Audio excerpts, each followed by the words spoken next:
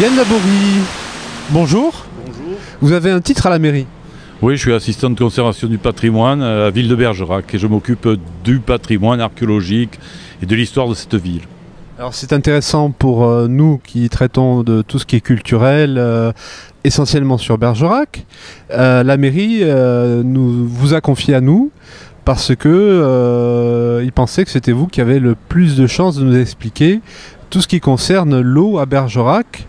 On connaît le Codo parce que c'est représenté sur Bing, Google, etc. Excusez-moi de donner les noms des principaux, mais il le faut quand on cherche une information d'une rue ou d'un cours d'eau. On ne trouve pas, en dehors du Codo, tout ce qu'il y a à Bergerac. Oui, l'histoire de l'eau dans une ville, c'est quelque chose de fondamental et ça laisse des traces multiples. Et pour introduire à ce sujet-là, on peut rappeler que Bergerac, c'est une ville fluviale qui est née au bord de l'eau, d'un château qui avait les pieds dans l'eau, qui occupait l'emplacement actuel des quais. Et cette ville qui va grossir autour de ce pôle, paradoxalement, au moment où elle va atteindre un seuil de ville, c'est-à-dire une agglomération un peu conséquente, elle va manquer d'eau. Alors elle va manquer d'eau, d'abord de l'eau domestique, l'eau essentielle à la vie, celle qui est nécessaire pour boire, se laver, car on se lavait au Moyen-Âge. Et il va être procédé dans le cadre de l'expansion matérielle de la ville à la création de fontaines qui vont capter l'eau de la nappe phréatique de basse terrasse, celle qui coule sous les graviers et sous les alluvions sur lesquelles la ville est construite. Et ces fontaines vont être aménagées dans des talwegs qui incisaient le versant, le vieux Bergerac est sur une pente. Et cette pente, avant qu'elle soit complètement urbanisée, était sillonnée de petits talwegs créés par des sources. Dans ces talwegs, on va installer des réservoirs pour capter l'eau de ces sources et en même temps remblayer ces talwegs pour installer des rues. Et notamment la rue des Fontaines, dont la toponymie rappelle ce passé, est née de cette manière-là. Alors ça, c'est l'eau pour boire, l'eau qui était nécessaire à la vie domestique des habitants de la ville. Mais cette ville qui s'est développée entre les années 1250, 1300, vraiment, où elle devient une ville à la fois structurellement et à la fois juridiquement, parce que c'est l'étape de la ville communale, c'est la population qui se défait de la tutelle seigneuriale, du bourg des origines, et qui passe au stade d'une ville à part entière. Cette ville devait aussi se défendre. Il a fallu qu'elle installe une enceinte avec des remparts qui étaient bordés de fossés. Et il lui fallait de l'eau de défense, là, de l'eau pour ennoyer les fossés de son enceinte. Et puis en même temps, il lui fallait de l'eau-énergie pour faire tourner des moulins. Le pain étant essentiel, il faut faire de la farine ne se conserve pas, il faut régulièrement moudre, et rien de mieux qu'avoir des moulins dans l'enceinte. Il fallait aussi de l'eau pour de l'eau chimie, c'est-à-dire cette eau qui va être utilisée pour transformer les produits, pour faire macérer, pour rouir, pour tanner, voilà. Il fallait aussi de l'eau, et de l'eau courante, pour évacuer de la ville les déchets. Toutes ces fonctions que l'on demande toujours à l'eau et qui font de cette ressource et de cette matière quelque chose d'extrêmement précieux qui reste au cœur des enjeux d'ailleurs de notre société. L'eau, on ne pourra pas s'en passer. Donc pour avoir cette eau donc de défense, cette eau énergie, cette eau domestique, cette eau industrielle, eh bien paradoxalement, cette ville, les pieds dans l'eau, a dû aller chercher, bien loin d'elle, l'eau du Codo. Et elle va aller donc dériver, entreprendre la construction sur 3600 mètres d'un canal pour emmener vers elle l'eau qui lui était nécessaire pour les multiples fonctions que l'on a évoquées. Alors, un talweg, vous pouvez nous expliquer un peu plus ce que c'est? Ah oui, c'est un terme allemand, je crois, talweg, talweg. C'est un terme géographie, qui est une petite gorge, une incision dans le relief. Et là, sur un versant, c'était des incisions verticales qui étaient la résultante des sources qui sourdaient sur le haut de la pente et qui incisaient naturellement la pente. C'est pas les glaciers, quoi, c'est les cours d'eau. Non. Et là, c'est de l'eau de la nappe phréatique de surface. Ce n'est pas du tout l'eau apportée par les ouvrages que j'ai évoqués et qui ont été créés à la même époque que s'aménageaient les fontaines. C'est-à-dire que la ville médiévale, pendant un siècle, a été certainement un paysage extrêmement mobile, en construction, en croissance. Et les choses se faisaient beaucoup plus lentement qu'aujourd'hui. Par exemple, la création de l'enceinte a dû durer peut-être un demi-siècle ou un peu plus. Vous voyez, et les ouvrages dont on va parler, c'est-à-dire ces ouvrages de dérivation des eaux du cours d'eau, eux aussi, ils ont été créés certainement progressivement. On peut estimer entre les années 1250-60 et les années 1300-1320. On a encore des problèmes de chronologie pure, c'est-à-dire de dater. 13e et 14e siècle. Voilà, fin du XIIIe siècle et tout début du XIVe siècle. Il y avait des remparts à Bergerac. Est-ce que c'était pas une bastide? Non, c'est l'opposé. Bergerac est l'opposé d'une bastide au point de vue de la forme urbaine, étant donné que les bastides, c'est une urbanisation programmée. On intervient sur un terrain nu, on trace un plan, on aménage, on viabilise, c'est le terme que l'on utiliserait aujourd'hui, c'est-à-dire qu'on prévoit où iront les rues, on peut éventuellement creuser les fossés de l'enceinte, on peut bâtir un certain nombre de bâtiments publics et puis on remplit de colons, c'est-à-dire qu'on fait la publicité de la bastide et on appelle les gens à venir s'y installer. Bergerac est à l'opposé de ce modèle urbain, en ce sens que là on est dans un développement organique, c'est-à-dire un château qui a d'abord dans sa basse-cour qui réunit un certain nombre d'hommes et qui fait naître un embryon de bourg, puis le pouvoir du château imposant une activité de contrôle et de commerce à l'ombre de sa tour, ça va entraîner une dynamique commercial qui va attirer la fixation de nouveaux hôtes, de nouveaux arrivants. Ces nouveaux arrivants auront des besoins, ces besoins vont générer de l'activité et ainsi de suite, ça grossit. Et puis il y a tout ce que tout le monde sait, à un moment donné, des circonstances qui sont à chercher dans le contexte géopolitique, fermeture de La Rochelle au bateau de la flotte des vins anglaise qui venait chercher, voilà, parce que le roi de France, dans les années 1220-30, fait la conquête du Poitou et de la Saintonge, et chasse le roi-duc d'Aquitaine, les Plantagenets de ces régions-là, et le centre de gravité du royaume plantagenet continental bascule sur Bordeaux. Et Bordeaux devient le port qui commerce entre la Gascogne et l'Angleterre. C'est une préoccupation de la municipalité de valoriser le patrimoine dans cette ville qui, finalement, le vent de l'histoire a beaucoup soufflé sur elle. Elle a perdu beaucoup de sa parure monumentale. Ces grands monuments ont disparu beaucoup ont été victimes de ces terribles temps des guerres de religion, du second XVIe siècle et du XVIIe siècle. Et nous avons ce patrimoine discret mais très attachant, et c'est un souci constant de la municipalité de le mettre en valeur.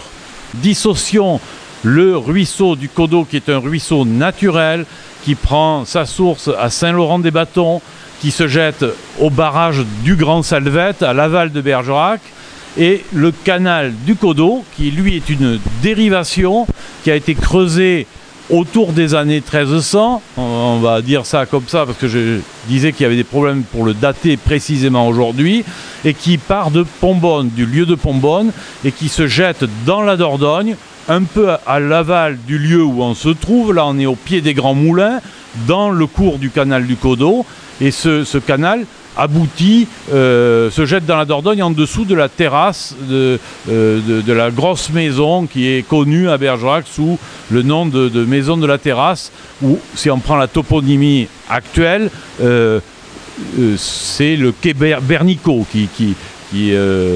voilà. Et ce canal alimentait donc les fossés de la ville, comme on l'a dit tout à l'heure, et alimentait aussi en énergie, en eau-énergie, les moulins qui étaient à l'intérieur de la ville. Monsieur Yann Laborie, vous venez nous dire où démarre le Cannelet et où démarre le Codeau. Alors, partons du Codeau, qui est un ruisseau parfaitement naturel, qui coule dans la plaine au nord de la ville. Et nous avons vu tout à l'heure que Bergerac, en se développant, avait besoin d'eau.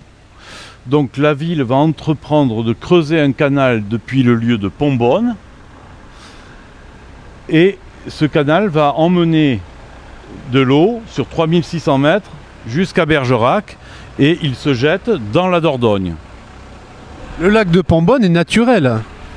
Ah, le lac de Pombonne, c'est quelque chose de complètement contemporain et qui est artificiel, proprement artificiel, qui a été aménagé il y a quelques années de cela et qui n'entre pas dans l'histoire de ces infrastructures hydrologiques. Je voulais parler de l'origine du Codeau et du Cannelet, la source à Pombonne. Alors, la prise d'eau du canal, du Codeau, est bien à Pombonne. Et ce canal détourné vers Bergerac, 3/5 de l'eau du Codeau. Ce canal alimentait les fossés de la ville et aussi les moulins qui étaient à l'intérieur. Les 7 moulins. Les 7 moulins. Mais également étaient greffés sur lui 2 autres canaux secondaires. L'un vers l'ouest qui s'appelle le Cannelet, qui démarre cours Victor Hugo à la Rompadur et qui se jette au Pont Saint-Jean, après avoir ceinturé ce qui étaient les faubourgs de la ville. Et puis du côté ouest, il y a un autre bras qui s'appelle le ruisseau du Pontet, qui est artificiel aussi, et qui ceinturait, limitait les faubourgs de la partie est de la ville. La bonde du Pontet. La bonde du Pontet. Et ces deux canaux qui s'articulaient sur le canal du Codeau formaient les arrière-fossés de la ville. C'est-à-dire que la ville, le centre de la ville était cerné par des remparts fermés d'une enceinte remparée et fossoyée, et les faubourgs étaient fermés par ces arrière-fossés qui avaient pour fonction, d'une part,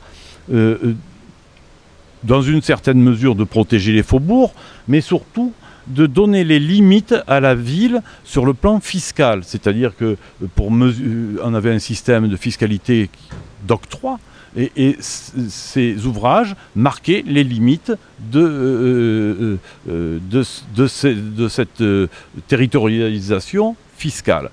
Ils servaient aussi, ces arrière-fossés, ce Cannelet et ce ruisseau du Pontet, à irriguer, à emmener de l'eau dans la ceinture maraîchère qui entourait la ville remparée.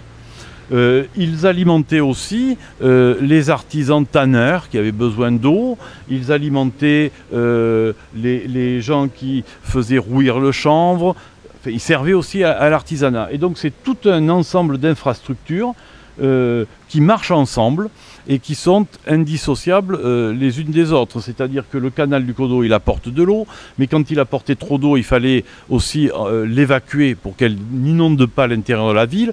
Donc le Cannelet et le ruisseau du Pontet jouaient aussi ce rôle de régulateur du régime du canal du Codeau. Oui, parce que nous sommes en dessous d'un moulin. Là. Et là, nous ancien sommes moulin. Dans les voûtes du moulin de Pile, qui était l'un des 7 moulins de la ville. Et ce moulin prend ses origines au Moyen-Âge. Quand on fait l'analyse du bâti qui nous entoure, on retrouve toutes les étapes de l'évolution de cette petite usine du quotidien depuis ses origines médiévales jusqu'à son abandon au début du XXe siècle. Oui, parce que les gens passent souvent dans cet endroit et disent il y a des fouilles archéologiques, il y a des traces romaines. Alors ce n'est pas exactement des fouilles archéologiques parce qu'il n'y a pas eu à fouiller, il y avait simplement des couvertures qui menaçaient ruine parce que progressivement ce canal du Coteau a été enfoui par l'effet de la vie de la ville et puis aussi par l'effet de la perte de son utilité première.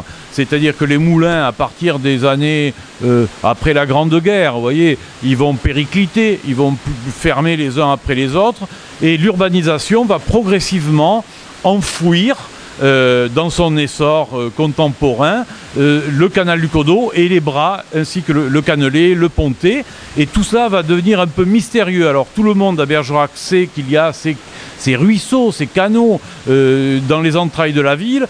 Parfois, on en entreaperçoit des segments qui sont restés visibles, mais à 80%, c'est recouvert par l'urbanisation, ça devient mystérieux. Et l'idée, du reste, de la ville, qui est soucieuse de son patrimoine, c'est de rendre tout cela aux Bergeracois, de l'expliquer, et votre démarche rentre dans ce schéma-là. Il y a une partie d'ailleurs où c'est vraiment... on a l'impression qu'il y a eu de la vie à cet endroit-là, qu'il y a quelque chose, une activité particulière.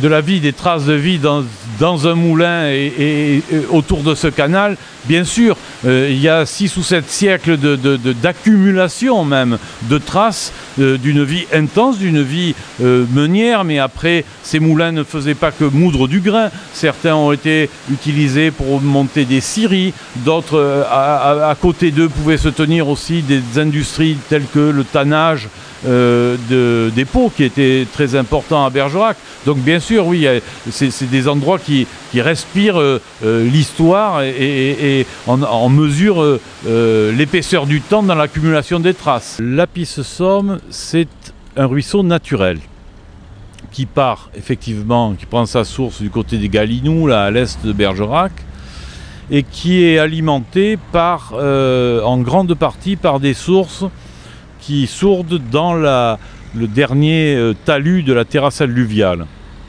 et qui bordent quand on est par exemple au niveau du Foirail, que les Bergeracois connaissent, au niveau de la caserne des pompiers, là, on voit qu'il y a une pente qui remonte vers le collège Henri IV, et puis ensuite au bas de cette pente on trouve ce petit ruisseau de la Pisse-Somme.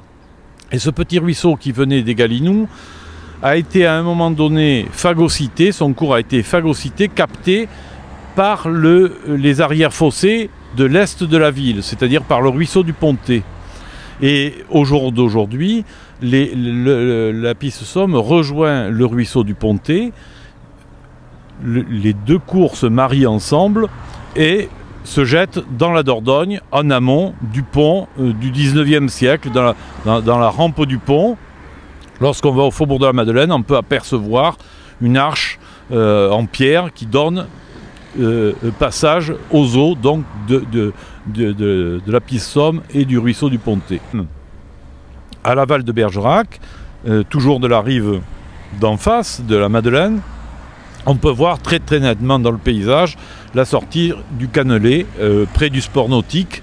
On voit aussi une grande arche en pierre, la route surmontée d'un pont, et là on a le débouché du cannelé. Et ces deux endroits, finalement, le débouché de la Pisse-Somme et du Pontet à l'est et le cannelé à l'ouest, donnent les limites de la ville ancienne, et qui...